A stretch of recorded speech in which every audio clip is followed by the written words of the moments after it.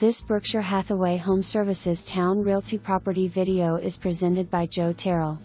Welcome to 5420 Cinder Street in Newtown. This end-unit townhome is the Jefferson floor plan. It has 4 bedrooms and 3 full baths. The first floor has 10-foot ceilings and a large front porch. The open floor plan flows from family room to dining to kitchen. The first floor also offers a downstairs bedroom with tray ceiling and plantation shutters. It overlooks Roper Park. There is a custom kitchen with granite countertops, island and pantry closet. Family room has a gas log fireplace.